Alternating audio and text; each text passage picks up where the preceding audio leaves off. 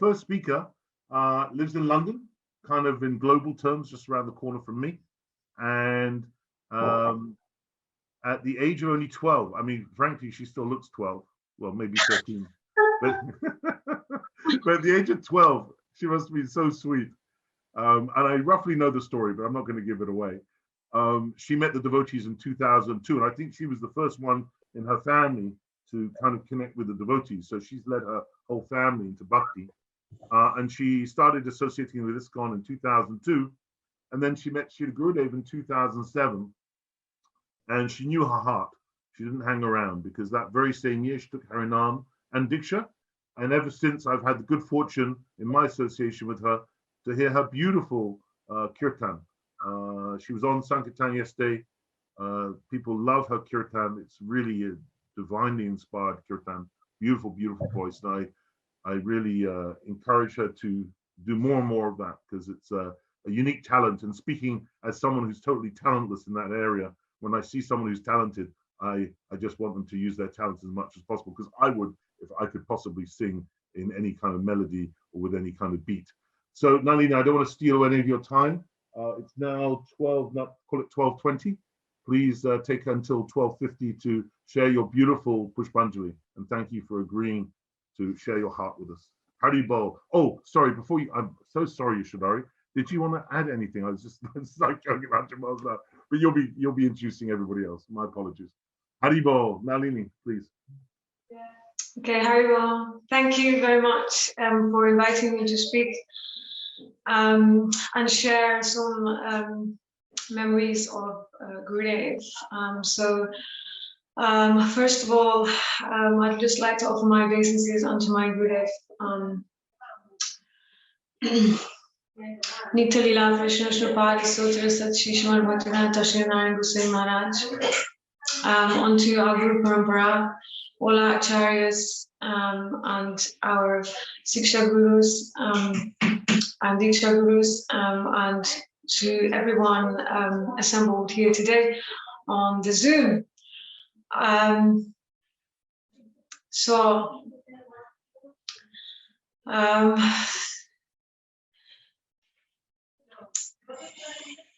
what can I say? Srila Gurudev is just, there's no words to describe Gurudev. And even in the short amount of years that I took his association, that he gave so much. You know, I was always thinking, it was just 3 years from 2007. 2007 was when I first met Gurudev. In that time, I was engaged in so many other important things, you know, college and education and all of that. But still, I realize now how much Gurudev gave, you know. So I'll just tell you the story of how I came in contact with Gurudev. I think, yeah, I was about 12 years old. And I told my mom one day that I want to read something that makes sense, because I was going to Sunday school, reading the Bible, yeah, Matthew, Mark, Luke, and John, but you know, there had to be something deeper than that for me. And I was also reading the Quran, funny enough, and there was some truth that I was searching for. And yeah, I said to my mom, I want to read something that makes sense. And you know, I'm from a Hindu family, so I was going to the local Hindu temple, but I didn't understand why I had to follow certain rituals. I felt like I was being forced to. So I said to my mom, I'm going to find out about God myself. She wouldn't tell me. She just thought it's tradition, you know. So I was actually reading some Buddhist books about ahimsa and non-violence, but I'm thinking that yeah, it's easy to follow, but for some people it's hard, you know, to follow all of these instructions, like be peaceful and be kind. So then after My mom came home one day and she'd just been to the jumble sale, to the car boot sale, as you call it. And she said, "Oh, I found this book. You said you wanted to read something that made sense, and I found this Krishna book, the Supreme Personality of Godhead, from Prabhupada." And I said, "Oh, this looks interesting." And I read the first page, and that was it. I said, "This is for me." Because it was a big, thick book. And I said, "Yeah, I can definitely read something like this." And I said, "Oh, who's the author of this book? This is what I've been looking for." And I saw that it was Prabhupada, and I said, I want to meet him. Oh, but I don't think he's anymore on the planet. So I was trying to get in touch with the Hare Krishna devotees. And then the next day, my mom came home with a Bhagavad Gita from the same car boot sale. And I made a whole collection of books that she was buying from this car boot sale. And can you imagine, this Bhagavad Gita was like 60 pence just lying there in a box. And it was for me. So, after some time, I attended some lectures at the local Hindu temple. That one lady, she was giving some classes, but I didn't know that it was a Krishna consciousness, that she was somehow connected to these devotees. And then through her, we came into contact with the ISKCON devotees in Scotland, and I attended the Namahats. Then after some time, I started to think that I feel like all of this philosophy is not challenging enough for me. I mean, it's beautiful philosophy, but there must be something more challenging than the Katha that I'm listening to. I want something deep, and I was also thinking, I want a spiritual master like Prabhupada. I want someone like him. So a few years passed, and I was praying for a companion, a devotee companion at the time. I think I was like 15 or something. And I was working in the supermarket in Morrison's on the checkout, and I was wearing tulsi, and I was thinking, oh, I'm scanning this meat, and alcohol. I don't want to do this job anymore because I'm getting some karma for that probably. And then after some time, somebody on High Five was like the social media at the time. So I would go to the library, and this devotee just started messaging me talking about Narayana Maharaj, and he said, "Oh, you should come to London, and you should meet the Ganga Matas, and you should come on Harinam." And I was a bit scared. I don't know if this is in the same line. I don't know who is this guru. But anyhow, through that devotee, eventually I attended the Germany festival in 2007 in I think it was in Frankfurt. But before arriving to the festival, I just told my manager last minute that I'm going to this festival. I was very scared because I didn't know who I was going to see there. I didn't know anybody. I was scared also that it was maybe not linked to Prabhupada, I didn't know. But something was pulling me. Something was, I don't know, I felt like I knew I had met this person, as in I met Gurudev before, but I've not seen his face. I've not even seen him, but maybe in a past life.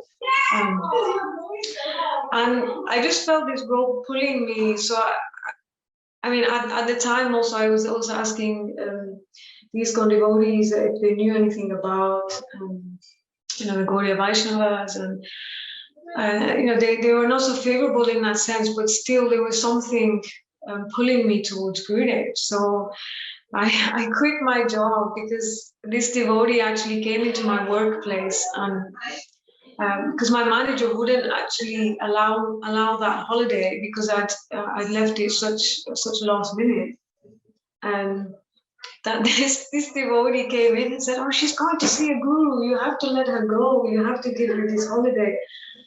And they were looking at us like we were mad, you know. Just, so they said, if you can't find anyone to cover your shift, then you'll be sacked. So out of 500 staff, nobody will cover my shift. And I understood later it was all part of the arrangement, because after I quit my job, I felt so liberated. You know? I felt like it was the start of something new, like something special was going to happen. And so then I got to Germany, and the first devotees I met were Sarojini Didi and Nana Sutta Prabhu from Birmingham. I arrived at their home, and you know, they were very, very caring and sweet. And we got on the ferry, and the first day we got there, I was taken into Srila Gurudev's chalet where he was staying, and I met Rinda Didi and Brajnath Prabhu. And Rinda Didi gave me a seed from I think it was from a lemon. And she just gave it to me, and I was wondering, what do I do with this? I didn't realize this was Mahaprasad. This was from Gurudev. I was just like, what do I do with this? So she said, you can put it in your mouth, okay? And after some time, I was thinking, what do I do with this? You know, am I supposed to swallow it? And she's like, you can't take it out, you know. But I'd already swallowed it by that time. I didn't know what to do with it. Anyhow, and so all the devotees were arriving for the festival, and you know, I was curious. I don't know who I'm meeting. Gurudev came out, and it was like the sun. You know, the sun was just like rising, and there was this glow. I just did not understand. And everybody did full dandavats, but I was just standing there, like, you know, just staring at Gurudev for such a long time, trying to work out like why I'm here, who is he, you know.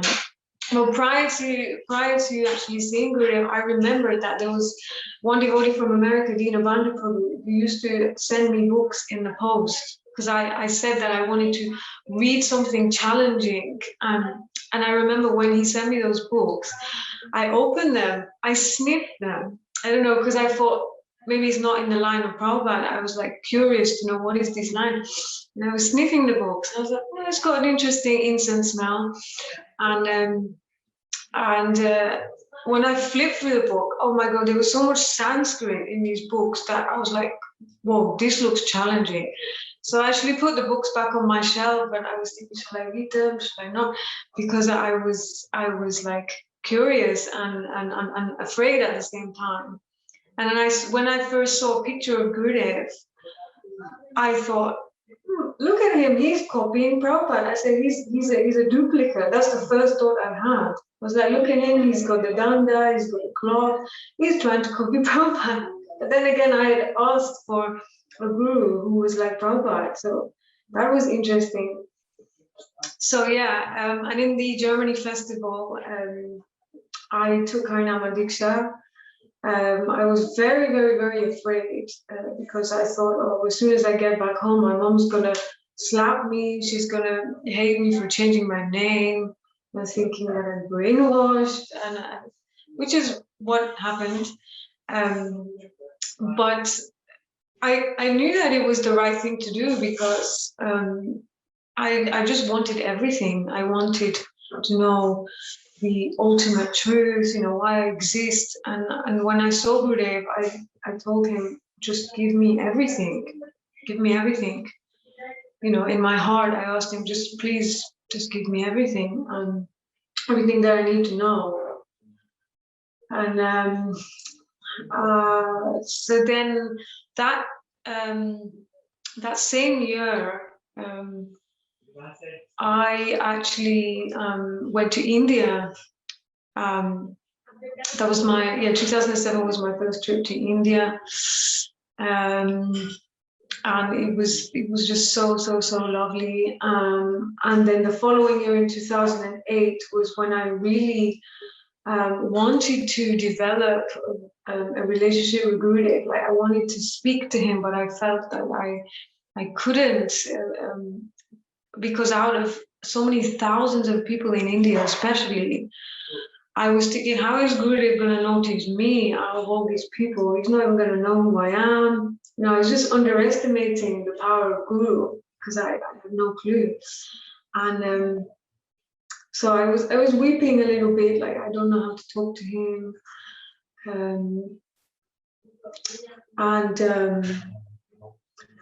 I actually said that I'm gonna play a game with Gurudev. I want to play a game with Gurudev. I'm gonna see if he notices me. So in Govardhan, there's the bridge that links to the temple room, to the temple hall, and to where he was staying. So every day I stood there in the same spot. So after I think before class, no, after class, he would come and he would cross over. And I was standing there, and the first time he didn't really like look at me or anything, just ignored me. And then the next day I said, I'm going to stand in the same place and see what he does. So then he stopped, and then he looked at me, and then he carried on forward. And then the next day I did the same thing. I got there early, stood in the same spot, all these devotees. And then he stood there, and he stopped. And he looked at me, and he was waiting for like a couple of seconds for me to say something, because I had so many questions that I wanted to ask, but I got so nervous. I didn't really say anything. And then the next day he stood there for longer and turned and looked at me. And the first thing that came out of my mouth was, Gurudev, when are you coming to England? And he said, next year. And then he went on ahead.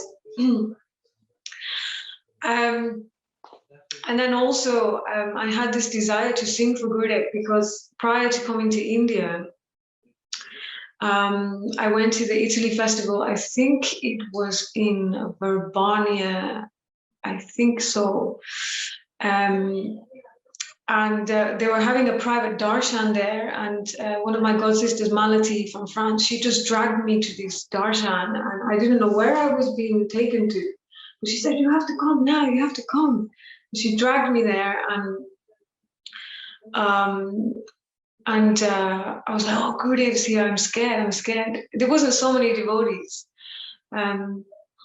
But I was wondering, what am I going to ask Gurudev? What am I going to say to him? But somewhere inside of me had the desire to sing for him, even though my voice was terrible. I didn't know how to sing any of these Gaudiya songs. Well, I knew how to sing Jara and Madhava and all the the kind of basic ones, but I wanted to sing for him Harikatha Narayana, which I didn't even know the melody to. And I thought I was crazy for asking him to sing that. I didn't even know the melody. And so I remember there was Srila Maharaja's daughter in front of me, and he was just rolling his eyes from her back to me. And my eyes were watering because his eyes were like crystal, like eyes that I've never seen before. Just so much like crystal ocean, and he was just rolling his eyes back and forth, and I was just staring at him for ages, and then it was my turn. But also Gurudev, I noticed he was so much like a mother. Like if anyone had any problems or anything, especially with Vrinda in front of me, he was so much like a mother with her, telling her everything will be okay. And I thought, wow, he's so like fatherly, because that's what I wanted. I just wanted to have a father, that was loving. And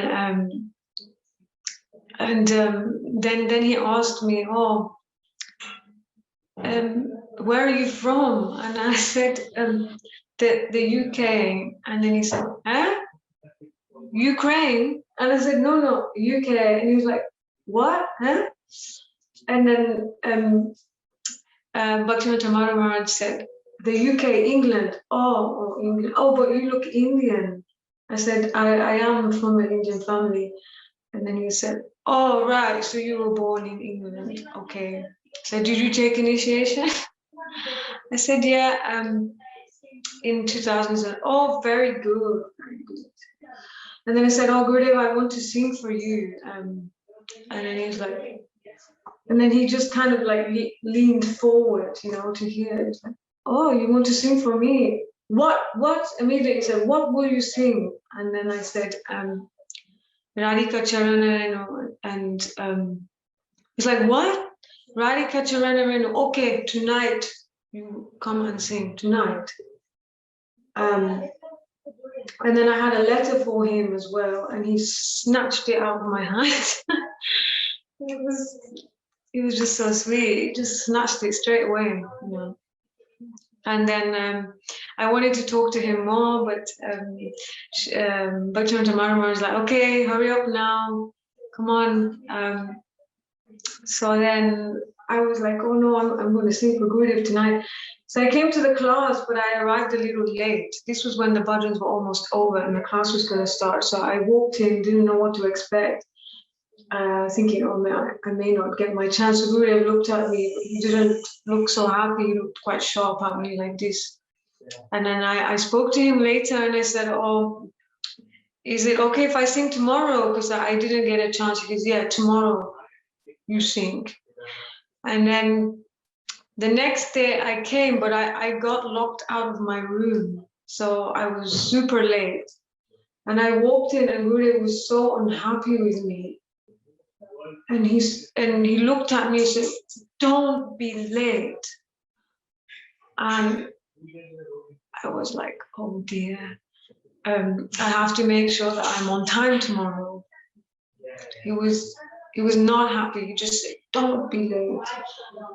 And so the next day, I made sure I was there early. And as soon as I walked in, his eyes were following me. And very, very like quickly, he said to Kishore Mohan Prabhu, and give the mic to her. And I remember Kishore Mohan Prabhu, if you're watching, he was like, her? Like, you know, and he was like, yeah, sing.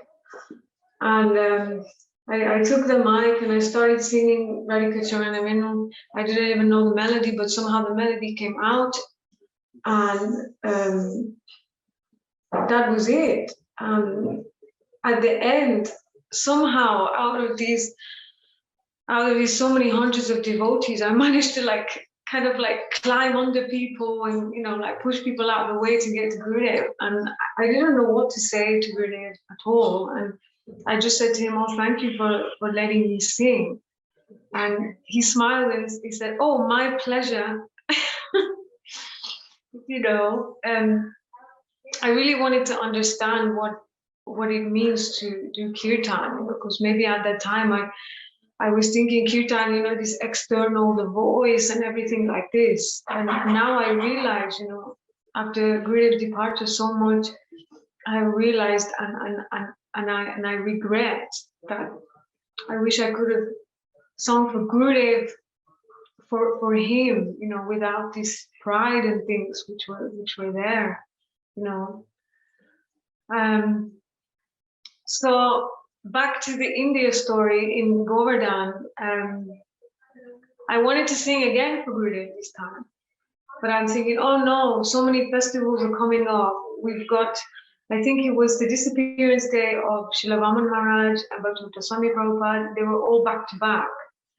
And I was thinking, oh, during these days, there's so much katha going on, I will not get a chance to sing. And I started to feel a bit disheartened and thinking, maybe I ask later on. So I was unwell at the time, I remember, and many devotees, they were saying that Gurudev, there's this rumor going around that Gurudev is looking for this girl that wants to sing for him. And I thought, I wonder who that is. Oh, it's probably not me, because, you know, there's so many people, there are so many devotees. He doesn't even know who I am. He's not going to remember who I am. And I found it so interesting that immediately after I had that thought, this rumor was going around. And then there was this devotee from Bolivia called Suchitra. Suchitra, if you're watching, we look somehow similar. And she told me that Gurudev kept asking her, "Is it you that wants to sing for me? Is you, right?" And she's like, "No, it's not me. It's this girl from England." And Bhaktivinoda Maharaj is saying, "No, Gurudev, it's this girl from England who wants to sing for you." And he's like, "Okay." And then the same thing happened the next day. He saw Suchitra and said, "Is it you that wants to sing for me?" And then again, Maharaj said, no, it's another girl, not this one. And then when I was well again, I met Manjari Didi from USA, and she found me. She said, "Oh, Gurudev's looking for you." And I was just in shock. I was like, how on earth? Like, everybody's engaged in parikrama, everyone's engaged in the classes and everything. Like, how did he know this, that it's me? Because this thought was in my heart. I didn't tell anybody else that I wanted to sing for Gurudev. And she said, "Yeah, Gurudev is looking for you. He wants you to sing for him tonight. You should sit at the front." And yeah, I sat at the front, and I remember I was afraid because so many Prabhupada disciples were sitting at the front, and they were wondering why I was sitting there.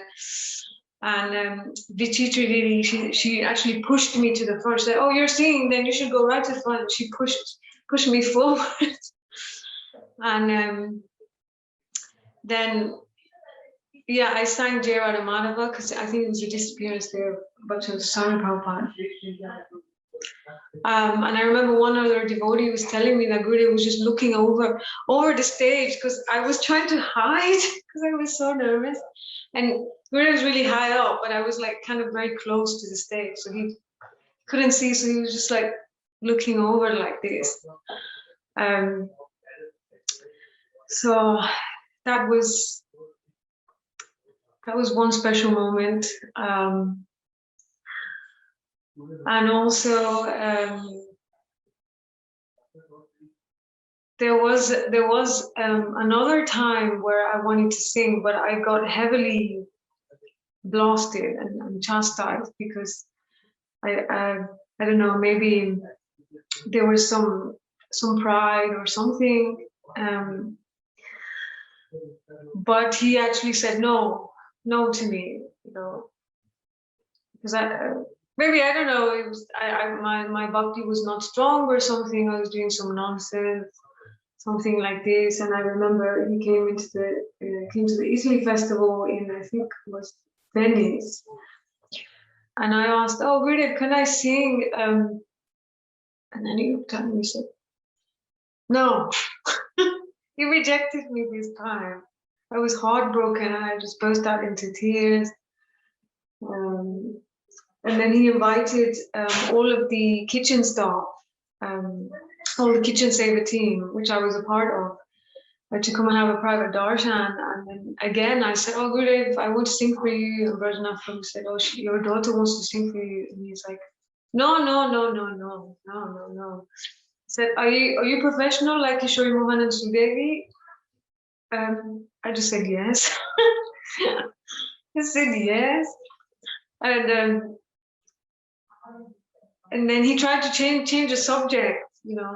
They started talking about ice cream, like Italian ice cream. And then Brajanath Prabhu said, your daughter, she sang for you in Gaudiya, she wants to sing for you. And he's like, no. So there were some hard times as well, because sometimes Guru has to chastise, for us to learn lessons. But for so long I was thinking, why Gurudev rejected me, why I cannot sing.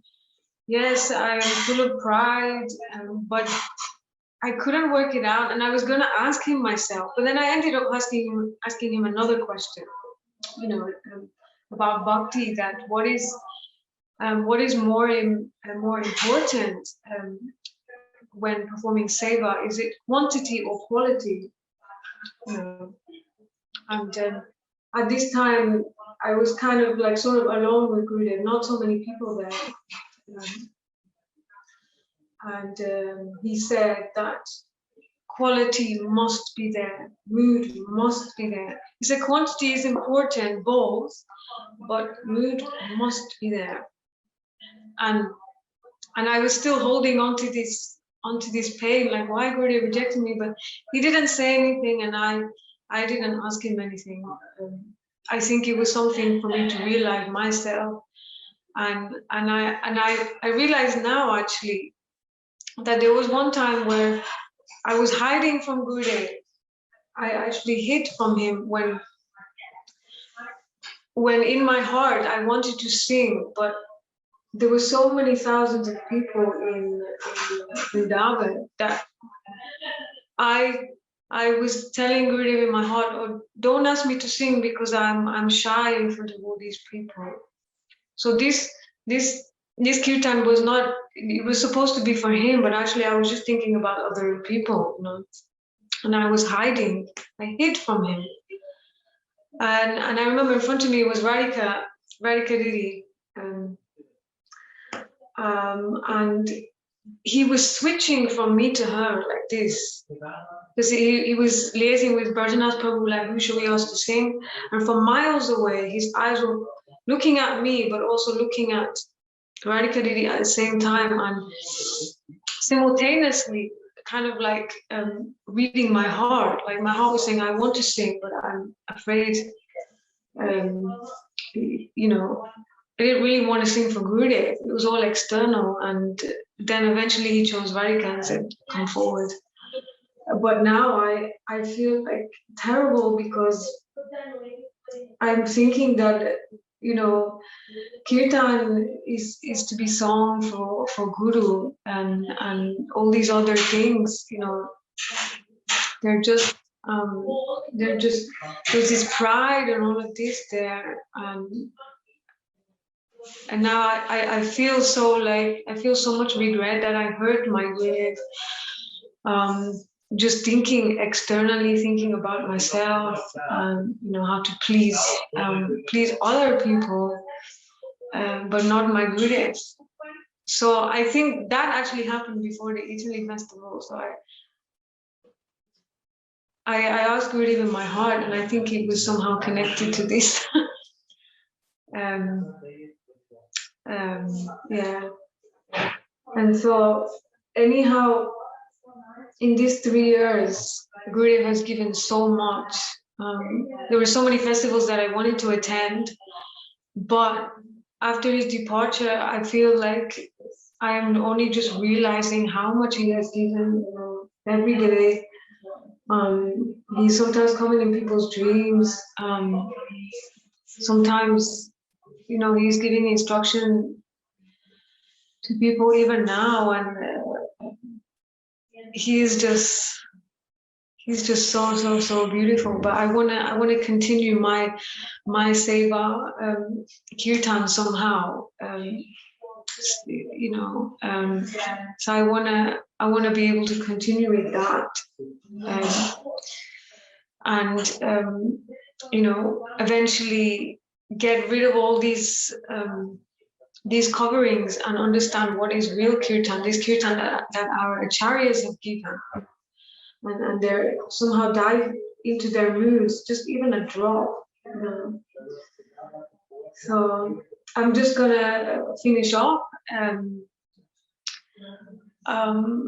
but yeah, just gonna pray to Gurudev to give me strength to continue on his path of bhakti, and to help spread his mission and distribute his books, because that's ultimately what he wanted, was to follow his instructions, you know, chant and distribute his books. That's what he wanted, you know. And through kirtan we can preach also. So thank you very much. I'll just end here. Thank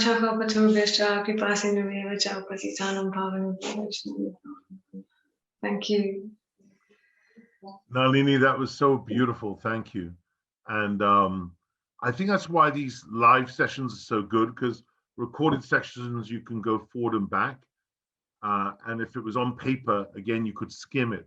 But when it's live, it's like we're all on the emotional journey with you, with Gurudev. So I kind of feel like I've been in your life for the last half hour, and it's it's on the edge, isn't it? It's like really with Gurudev, it's all on the edge, and I really felt that. It's a really beautiful roller coaster of emotions. Now, you told me the story of you coming to Krishna consciousness before, but I didn't realize it was your mum that got you the book, which makes it even sweeter, actually, the fact that happened. And I was interested to inquire, have you still got that original collection of books, the 60p books? Yes, I still have them, yes. Oh, treasure that. Yeah. And I also remember actually the first book that I actually got from Prabhupada was actually in Mumbai before my mom bought the book that she did from Coffee Sale, because I didn't realize that this book was Prabhupada's until after some time I picked it up. I was like, oh, we got this in India, and I think I must have been like 9 years old or something when I bought that book, because it was Beyond Birth and Death, with the skull, the skull and the flower. That was attractive to me. I was like, oh, this looks interesting. So I bought that book, but I didn't realize it was lying on my shelf for so long. Well, it's Prabhupada's favorite expression. One of his favorite expressions, in like a needle, out like a plow. So he was working on you from a very young age. And one of the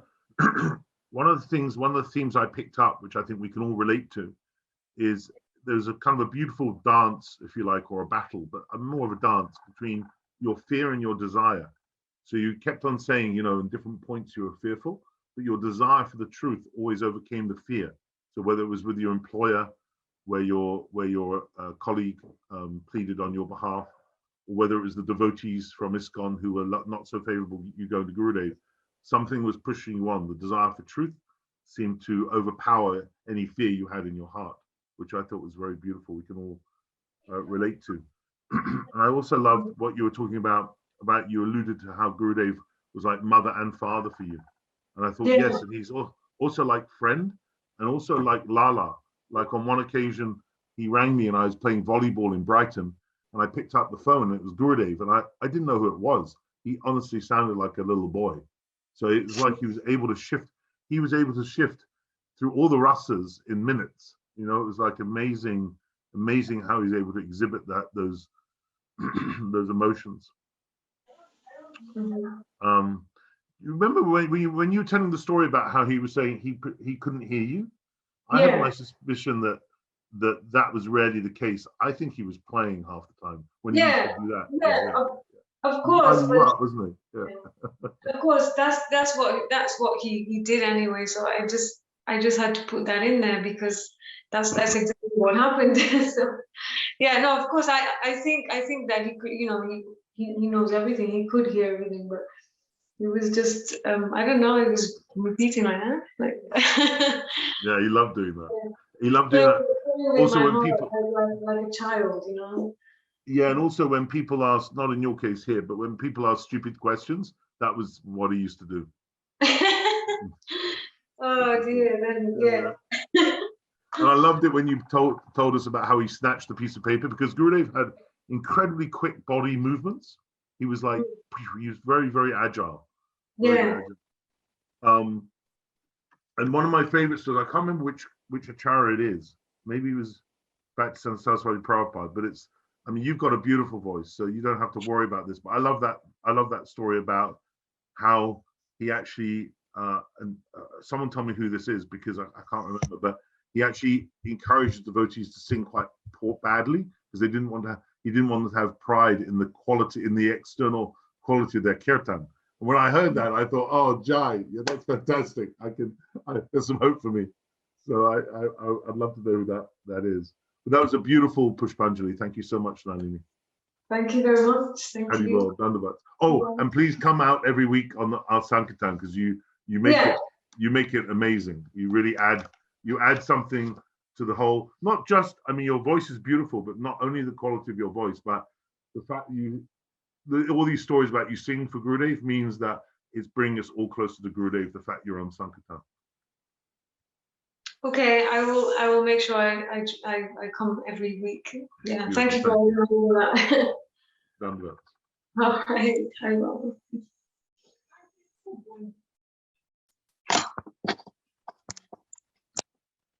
You were meant to hand it over to me, Shadhananda, bro. You just muted yourself. Well, I was trying to be very well behaved. Sorry, and now over to you, Shodari, around the corner in London. Hello, my dear. Dandavat. Dandavat pranams. Thank you, Nalini Didi, for sharing your beautiful glorification with us. I feel privileged actually knowing you, and actually I feel very lucky in London because we've got so many beautiful devotees of Srila Gurudev, and everyone has such a beautiful mood, and I always try to like put it into a basket, even though my basket's got loads of holes in it. But I'm just really fortunate, Nalini Didi, that I've got your association, and when you sing Kirtan, it's from the heart, and Gurudev wanted that for all of us, that we sing, when we sing from our heart. So thank you, Nalini Didi, for the years of singing and encouraging us to want to sing for Srila Gurudev. So thank you for that. Thank you very much. I'm actually in Preston at the moment, so yeah. Are you? Not around the corner, but yeah, I'm in Preston. Oh my God. Okay. Travel there. Okay.